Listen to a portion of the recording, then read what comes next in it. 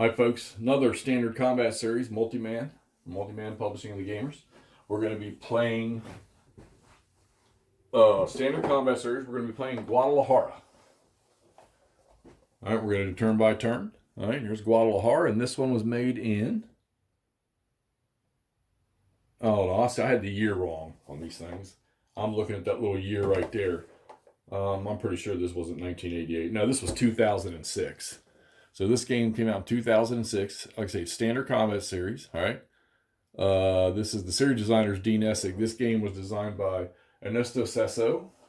And this is about the Spanish Civil War, particularly the Guadalajara battle or campaign in March of 1937. Yeah, don't ask me. This is definitely another one of these subjects that I don't know a whole lot about. So I did a little, just some quick glancing online to figure out how to, what the objectives here were. And I guess this was one of those deals where Mussolini said, okay, we need to put this thing to an end over there. So let's just go ahead and send our troops in there and, a few hours, few days, couple weeks, this will be said in the Civil War. But what he did not plan on was the troops defending here, which are they the nationalist troops? See, I don't know this nationalist Republican stuff, but whatever it was. Whatever the troops were that he was after, all right, they were in a mass reorganization, but they were still able to just apparently put a stop to the Italians, or at least really mess their day up for them. Now, this doesn't look like much looking at the board here, but we're going to start turn one here shortly. I've already read through the scenario rules on this. Couple of interesting rules they do have. And everybody's got supply. Supply is pretty standard for these games. The armor units in this game. Let's see if I can't find one here. Yeah, so here's an armor unit for this game here. This is a Italian unit, I guess, or on the Italian side. All right. And those units, those are not strengths and defense strengths. Those are die roll modifiers. So +2 on the offense, -1 on the defense. And they can't be alone anywhere. And you have those. You have flamethrower units that are the same way. They can't be. They just add modifiers. And you have a system in this game here because this is like the introduction of armored warfare. I mean, I thought World War I was, but this was probably the introduction of tank-on-tank warfare. So if you get into a combat where an armored unit or a tank unit is attacking, and say he's got infantry with him, and the defending stack has a tank unit, then and infantry units or whatever, non-armor units, then the tank units have their own combat. So it's like you're going to get two separate combats in one battle. So you'll have the tank-on-tank combat, and then you'll have the regular battle, which you don't include the tanks in. So it's another interesting concept.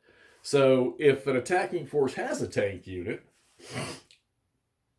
and the defending force doesn't, then you take no losses to the armored unit from the regular combat results, but you have an after combat tank table. What is it called here? It's called tank after combat table. Then you roll on that to see if anything happens to the tank. And the options are they get disabled, or somehow, I guess there's some cases where they can end up completely out of play.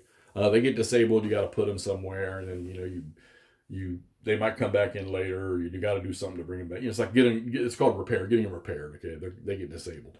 So you have that rule. What was it? Oh, okay. So infantry on this game, the Italian volunteers are a little bit different, but for the most part here, when a unit gets destroyed in combat, you roll a dice, and he goes on the turn record chart for whatever you rolled on the dice that many turns away, and he comes back in as a reinforcement. And I think if you roll a 1, he doesn't. He's permanently deleted. I'll refresh when I start that. Okay. So this is one of those games. I have it down here where the victory conditions are, and it's all based around, I think, the Italians. The Spanish troops don't have to do. You don't track them. Yeah, so only the Italian nationalists. Okay, so the Republican units don't. You don't track them, but the Italian nationalists you do. And the victory points are, for an Italian victory, it will put it this way: for a minor victory, you need at least 36 victory points.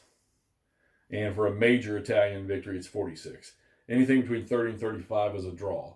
And you get points for, obviously, you see the numbers on the map. All right. So you're looking at your Italian forces here, start on this starting line here, Italian nationalist forces. And there's really not much of the Republicans, but you look on the turn record track over there, and you can see I have all the reinforcements laid out in here. Plus they have these things, some of them there's called emergency reinforcements. And if you use those, the Italians will get +1 for each one of those that's activated. And the 5 victory points for each Italian, -5 victory points for each Italian volunteer division that has forced retreat during the game. All right. Yeah, and we'll get into that later too as we go. So the majority of your points are come off the map. And, you know, if it was straight just a victory point thing, all these points are red, there's a lot of these that have to be taken by the Italian nationalist group. Well, I think at least I got that figured out now. Italian nationalists, Italians and the Spanish nationalists, and the bad guys are the Spanish Republicans. Wouldn't that have been funny if the nationalists would have been called Democrats? All right. So we're going to be getting this one here started shortly too. We're going to play turn 1, and we'll come back and we'll do a turn-by-turn snapshot and quick review of what's happened.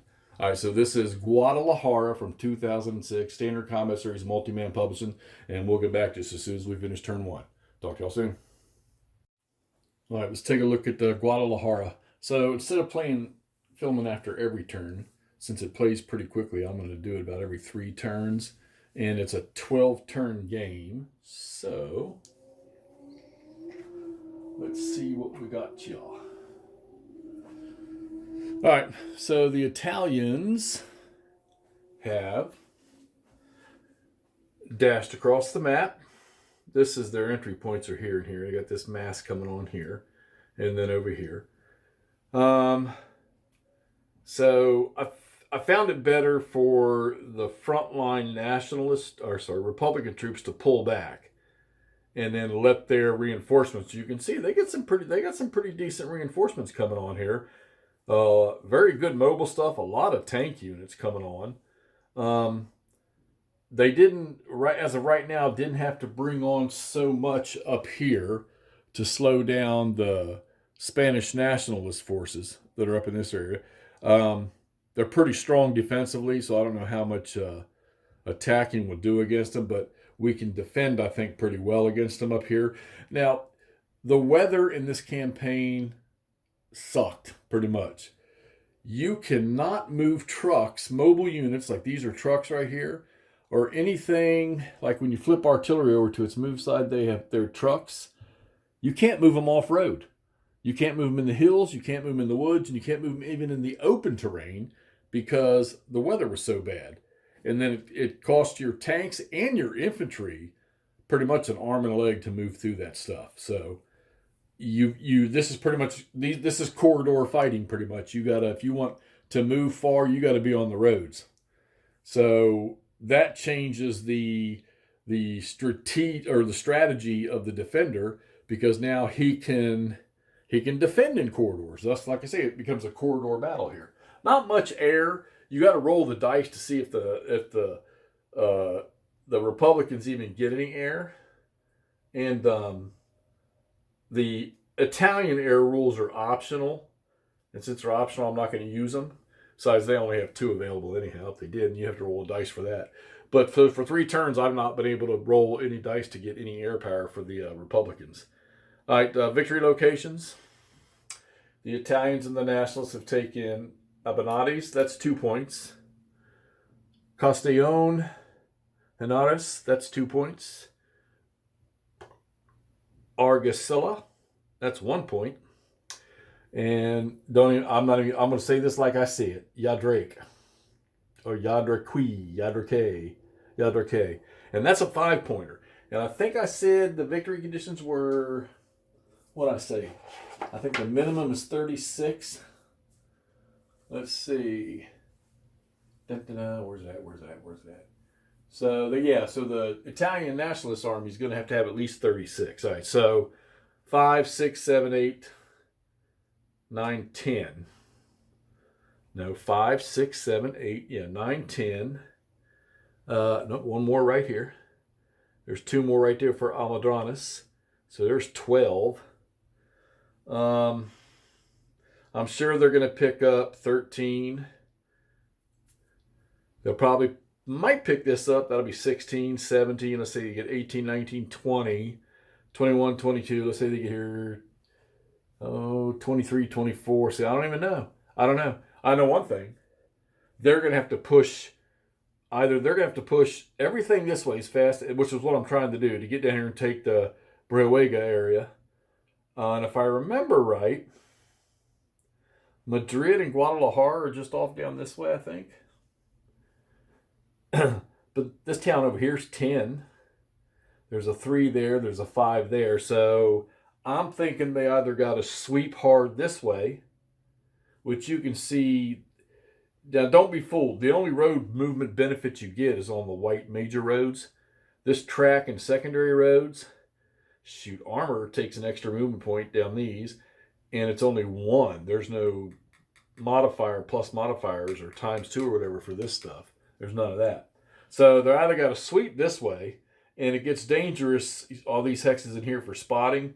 Units can spot like 3 hexes, and then there's no artillery penalty. And if a Italian nationalist unit retreats, I think it's 2103.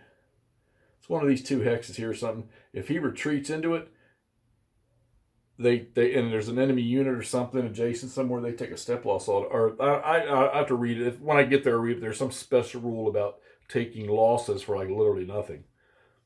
So like I say, it's either got to sweep through here, which since they're on side of this river, that's probably what's going to happen anyhow, or clear above the river here. So you've got, we'll call this the southern corridor, the central corridor, and the northern corridor. So, I don't know. Clear the central all the way to the end. Maybe make sure you take all those victory locations and seal the Republicans off to the south and take everything above it, or vice versa. Seal them off up there and take everything below. I'll figure that out as I go along here. I got to see how much farther it goes. Because like I say now, you're starting to get all these multi-nation type units coming in here, like Germans, French, mixtures of units. I think these are even Italian, to be honest with you. And Polish. And mixture of French and some other stuff. They get all kinds of different stuff coming in here. And they've got quite a bit of armor. So like I say, this is the sort of the indoctrination of tank-on-tank combat here. All right, so that's the end of the third turn. The Italians have been at the advantage, but now we'll see what happens with the reinforcements that the Republicans are getting. All right, we'll get back to you after a few more turns. All right, let's catch up here on Guadalajara. Last chance to take Madrid. Now, I could be wrong, but I was looking at Google Maps, all right, and just south of here, somewhere between here and Guadalajara, I want to say. Anyhow, the Madrid that I see on the map is not very big. I mean, looks like a bunch of gardens and stuff around there. Maybe I'm wrong. Are there 2 Madrids in Spain that I don't know about or something? Anyhow, let's see how this is developed. So we finished turn 6. And while the Republicans we got gorgeous snow falling outside, by the way. While the Republicans seem to have good defensive forces near Brehuega, and their forward stuff is kind of falling back. They've taken a little bit of a beating. I notice the casualties in this game are not. I mean, the combat chart's small, which is kind of great because it really makes the play kind of go along. Whereas like playing some of the other SCS games, the combat chart's a little bigger. You have some more um, um, ratios that you can use on the charts. This one goes from 1 to 2 to 4 to 1. This is more like a standard chart: 1 to 2, 1 to 1, 2 to 1, 3 to 1, 4 to 1, and that's where it ends. But there's like 2 slots in every ratio where there's no effect, and it's pretty balanced. I mean, for 1 to 1, let's see, 6 and 7 are no effects, and then above 7 is the defender takes a beating, and below 6 the attacker takes a beating. Well, loss or retreat or whatever. There's not a massive amount of terrain effects. Like, okay, so that motorized vehicles, the truck, anything with a truck, which is anything with a black wheel mark or a wheel mark behind its movement, they can't move in the open and they can't move in the hills. They got to be on a track, a major road, or a secondary road. Okay, so pretty much only your leg type units and tanks can actually move through this stuff, and they're very, very slow. Even in the open, it takes 2 for infantry, and when most of the infantry is 6s on the Italian side or 5s, and some of them are even 4s, you're not moving very far. Woods is like 3 for leg infantry to move through, and don't dare try to move a truck or a track through that, or a mechanized vehicle through that. So this has been basically, the Republicans are falling back in the face of overwhelming Italian troops. The Italians are trying to get at least 36 victory points, which they're gaining on. I think we're at 24 at the end of turn 6. So they need 12 more. But I think it's going to start to stiffen up now. So now I shifted this volunteer Italian unit here. They were coming down this road. I shifted them this way. Used all the mobile stuff they had to get them moving this way. Maybe try to take some of this up here and push down. So you figure if they've got 24 now, and they were to go 25, 26, 27, 28, 29, 30, 31, 32, and 5, 37. So there's 37 points along this line right here that they could get, and that would be a, minor victory, I think? Yeah. And I think it's 46 or more to get a major victory. I'll look at it again here in a minute. But, the interesting thing is the Italians and nationalists have taken 2 losses. Yeah, 2 losses. They took a step loss in this infantry unit underneath here because he attacked, and he had 2 air units. Because it was a 1 to 2 attack. Because anything in the hills is doubled in defense, and there was an 11, so he was 11, 12, 13. He was 26 under there. And this is a massive stack, and it was still 1 to 2. So he ended up 2 to 1 with the air. They don't have much artillery. These guys here, they have sort of kept the Italians in check. Oh, the other loss for the Italians and nationalists was, and I've got him upside down because they misprinted the counter. It's a 2-step flamethrower engineer, but the other side's blank.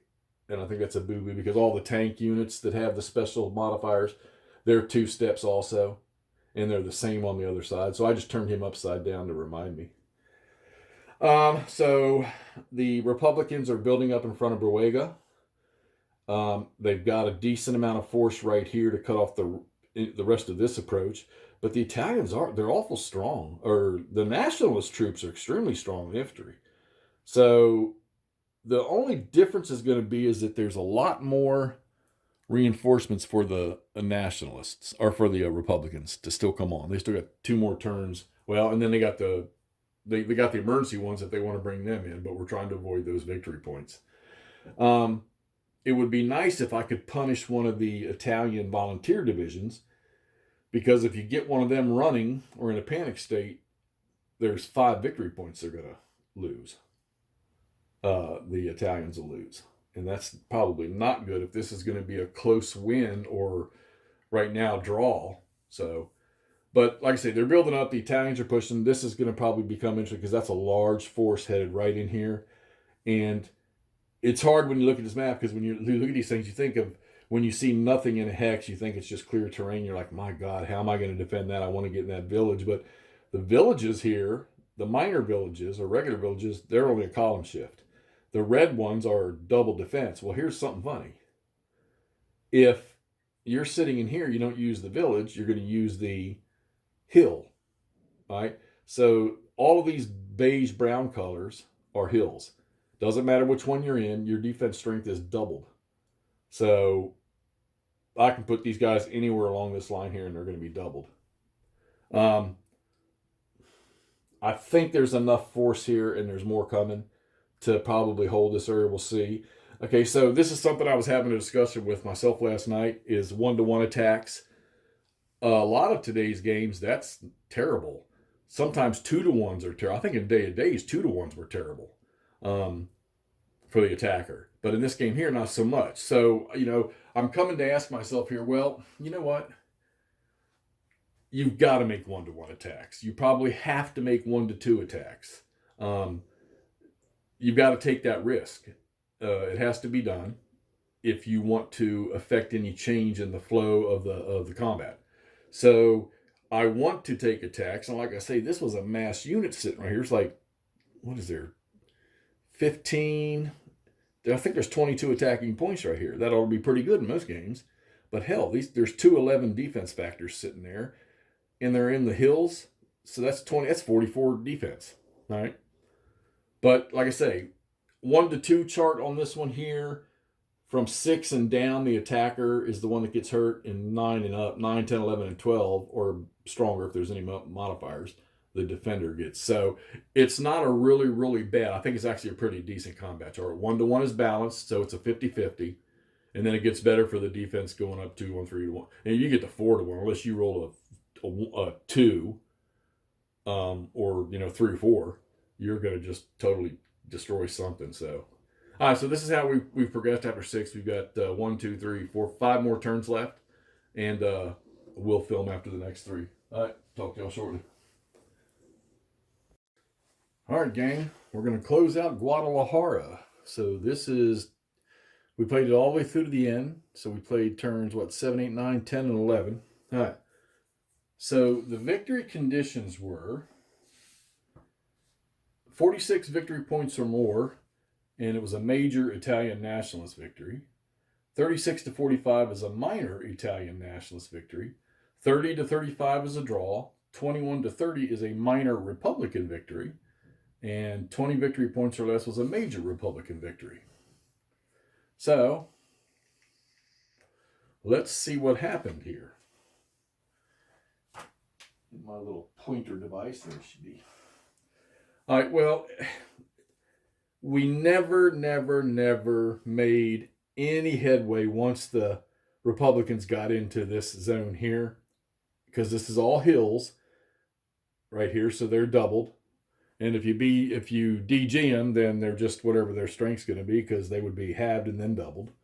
Never really had any guys out of supply. I thought I did, but of course this is the SCS, so negated zones of control. Like this guy, he was surrounded except for that hex, but there was always a Republican unit sitting there, so he had a trace. He was able to trace. Tried to move up north here. These guys never got anything done against these two stacks sitting up here. When you can see these or not. Can I see this up here? No, you probably can't.